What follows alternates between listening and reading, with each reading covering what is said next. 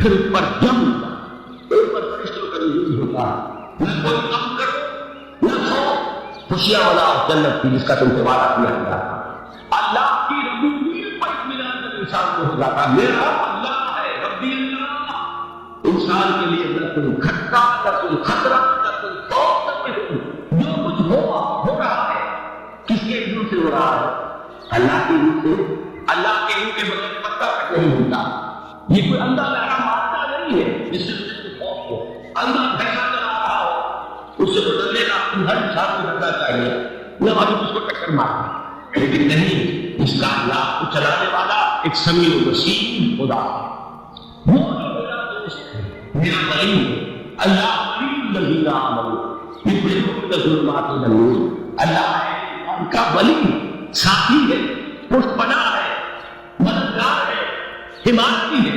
بتائیے جسے یقین ہوتا ہے کہ اللہ میرا مددگار، اللہ میرا محافظ، اللہ میرا پشت پناہ، اللہ میرا حمایتی، اس کے لیے کوئی خوف ہوگا، اسے کوئی ڈر ہوگا؟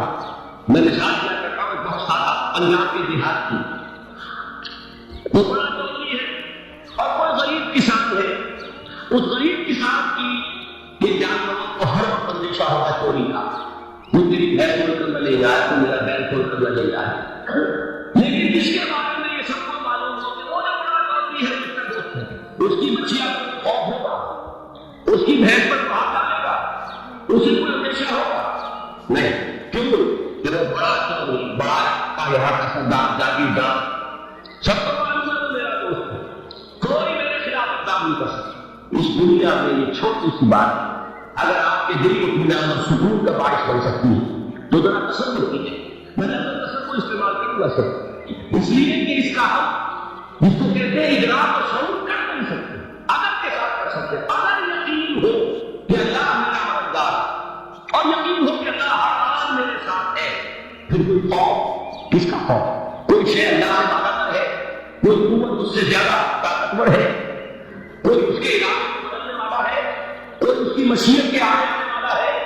یہی بات اس حضور نے فرمائی، یہ ایمان کا حاصل ہے تمہیں بات کہ دیکھو اچھی طرح اس بات کو ذہن نشین کر لو، اگر تمام انسان مل کر تمہیں کوئی نقصان پہنچانا چاہے نہیں پہنچا سکتے مگر جو کچھ اللہ نے لکھا، اور تمام انسان مل کر تمہیں کوئی نفع پہنچانا چاہے نہیں پہنچا سکتے مگر وہ شے جو اللہ نے کہا۔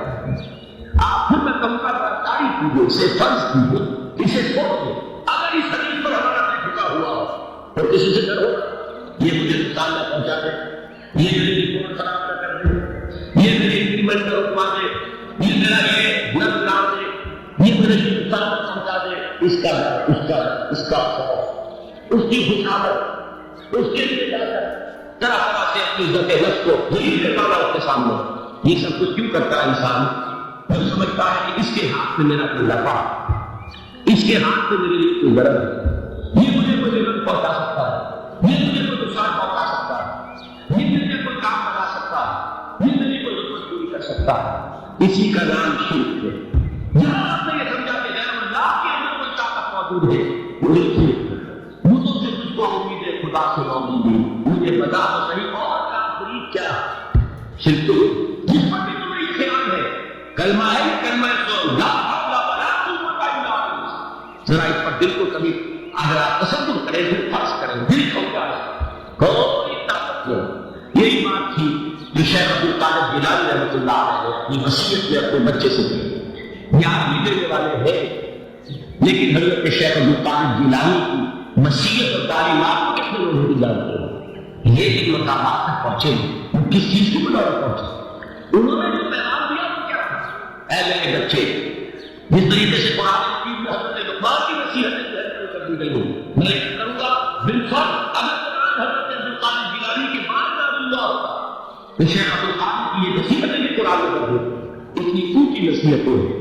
اے میرے بچے، اس حقیقت کو ذہن نشین کر لو، لا حافظ فی الحقیقت ولا مؤثر الا اللہ، اس کائنات میں نہ کوئی فاعل حقیقی ہے نہ مؤثر حقیقی ہے تمہاری، کسی شے میں کوئی تاثیر نہیں اگر اللہ نہ چاہے، آگ جلا نہیں سکتی اگر اللہ نہ چاہے، پانی دبو نہیں سکتا اگر اللہ نہ چاہے، زہر ہلاک نہیں کر سکتا اگر اللہ نہ چاہے، کوئی کس فائدہ نہیں پہنچا سکتی اگر اللہ نہ چاہے۔ تو جب تک کیوں سر جھکاتے ہیں؟ جنت پر کیوں زمینیں جب رسائی کرتے ہیں؟ سر کے سامنے کیوں ہاتھ پھیلاتے ہیں؟ ایک اللہ سنو، ایک اللہ کے سامنے زمین سر پر اپنی زمین رکھو، لا قائل فی الحقیقت ولا واسطہ الا اللہ، کہ پانی پیاس بجھا دے، پیاس بجھانے کی صلاحیت پانی میں نہیں ہے، اللہ کے اذن سے کھانا بھوک مٹا دیتا ہے، بھوک مٹانے کی صلاحیت کھانے میں نہیں ہے، اس میں رب دیکھیے یہ یقین تھا۔ حضرت موسیٰ علیہ السلام کا واقعہ یاد کیجیے، سامنے سمندر آ گیا، قوم دیکھتی ہے پیچھے کہ گرد و غبار کا طوفان، معلوم ہوا کہ فرعون اپنے لشکر سمیت آ لشکر جب چلتا تھا تیز رفتاری کے ساتھ تو گرد و غبار کا جو طوفان کا پسند کی اور لمحہ بلمحہ پڑی رہا۔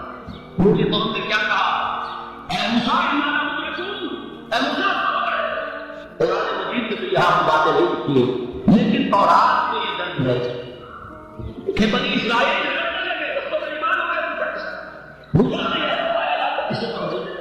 وہاں کھانے کو ملتا تھا، زندگی کو تھی، بیکار ہم کر رہے تھے، موت تو نہیں تھی، اب کچھ ہوگا اس کا پسند کرو، اس طریقے سے ہمارے کو کروائے جا رہے ہیں تو ڈر رہے ہیں حضرت موسیٰ۔ یہ قرآن کی تفسیر ہے۔ قرآن میں صرف اتنا آیا، پریشان ہو کر انہوں نے کہا یہ کہا موسیٰ، اس وقت موسیٰ کا جواب کیا ہے، کلا ان معی ربی سیہدین، میرے ساتھ میرا رب ہے، وہ راستہ دے گا۔ بتائیے کہاں راستہ نظر آ رہا ہے؟ یہ ہے ایمان بالغیب، راستہ نظر نہ ہے تب اللہ کا یقین ایمان ہے، یہ سب ایسے ہو تب دل کو اطمینان ہے، تو ایمان کس پر ہوا؟ ایسے اللہ کو جب مسائل و ذرائع نہ ہو اور پھر یقین ہو کہ اللہ مسبب الاسباب ہے تو اسباب کا پابند ہو، اسباب کا محتاج نہیں ہے، اسباب اس کے محتاج ہے۔ اگر یہ یقین ہے تو اللہ کا ایمان ہے، یہ نہیں ہے کہ تمہارا ایمان اسباب پر ہے، وسائل پر ہے، ذرائع پر ہے، مادیات پر ہے، اللہ پر ہے۔ اس کو کیا راستہ تھا؟ وہ راستہ تھا سمندر ہے اور ادھر سے رستہ گیا ہے، کلا ان معی ربی سیہدین۔ اب دیکھیے ایمان کہہ دینا آسان ہے، معکم اینما کنتم، یا کہیں بھی تم ہوتے ہو اللہ تمہارے ساتھ ہوتا ہے، لیکن اس کا یقین قائم ہو جائے تو زمین و آسمان کا فیصلہ کرے۔ یہ ایمان کی ملوک کے ساتھ ظاہر ہے، چھپے ہوئے ہے محمد رسول اللہ اور آپ کے بیان ابو بکر صدیق رضی اللہ عنہ۔ اقبال نے حضرت ابو بکر کی شان میں اشارہ سے، لیکن بات یہ ہے کہ بھاری بھاری نظموں پر قصیدوں پر بھاری، طویل ترین نظمیں اور قصیدے ان پر بھاری، ہمتیں ابو بکر کی ہمت جو ہے اس کی ملت رات اب جیسے بارش سے کھیتی بچتی ہے، ابو بکر کی ہمت اور عزیمت اس امت کو اسی طرح سینچنے والی ہے۔ ساری اسلام و غام و بدر و قم، وہ دوسرے تھے، اسلام میں دوسرے پہلے کون تھے؟ اعلیٰ المومنین، بہت بات ہے، سب سے پہلا ایمان لانے والا ہے دوسرے ابو بکر۔ ویسے ہمارے یہاں یہ چلتا ہے اختلاف حضرت علی پہلے ہے کہ حضرت ابو بکر پہلے ہے، لیکن اس میں بڑی خوبصورت تفصیل قائم کی ہے علماء نے، بہت صحیح چار کے بارے میں فیصلہ ہی مت کرو، ایمان پہلے۔ ان کی ایک عجیب تقسیم کر دی ہے، آزاد مردوں میں، بالغ مردوں میں سب سے پہلے ابو بکر، بچوں میں سب سے پہلے علی، خواتین میں سب سے پہلے خدیجہ، اور غلاموں میں سب سے پہلے زید بن حارثہ۔ بڑی پیاری تقسیم ہے، یہ چاروں ہی پہلے ہر ایک کے لیے ولی، اور بات یہ ہے کہ اگر زمانی اعتبار سے تعین ہوگا تو پہلے خدیجہ کبریٰ رضی اللہ عنہا۔ کسی اور سے بات کرنے کی نوبت بات میں آ سکتی ہے، پہلے تو ہے محترمہ سے بات کی، آتے ہی پہلی وہی ہوئی ہے، ابھی تبلیغ کا حکم نہیں تھا، کس کو بتایا بات ہے؟ ابھی اپنی نبوت کی تبلیغ کا تو حکم نہیں آیا، واقعہ کس کا؟ وہ خدیجہ۔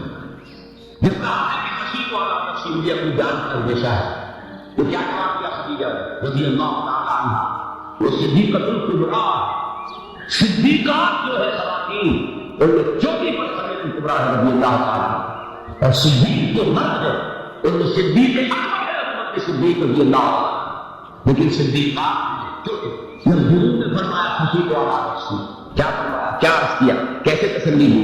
نہیں اللہ آپ کو ضائع نہیں کرے گا، آپ غریبوں کے ہمدرد ہیں، آپ مساکین کے تکالیف رفع کرنے والے ہیں، آپ بیواؤں کی سرپرستی کرتے ہیں، آپ مسافروں کی خدمت کرتے ہیں، اللہ آپ کو ضائع نہیں کرے گا۔ یہ یقین ہے اس آدمی سے.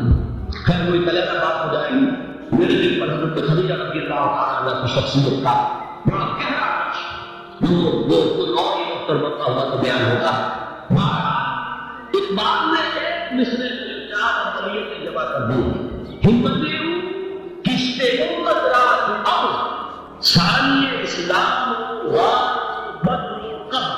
اسلام میں حضور کے بعد پہلے قوم ابو بکر، غار میں حضور کے ساتھ قوم ابو بکر، من کی راہ اللہ کے رسول کا مسجود وہ گھاس پھوس کی جو جھوپڑی بنائی گئی تھی اور وہاں تلوار ننگی لے کر پیرا دینے والا قوم ابو بکر.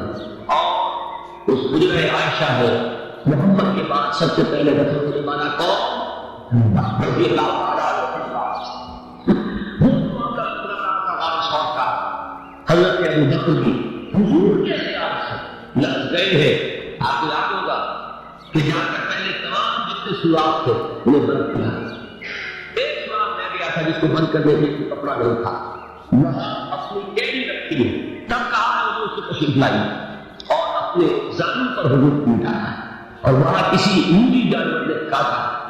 حضور کی آنکھ لگ گئی تھی. اس وقت اس دل کے اندر جو کہ بچھو ہے کیا ہے اللہ تعالیٰ اس نے کاٹا.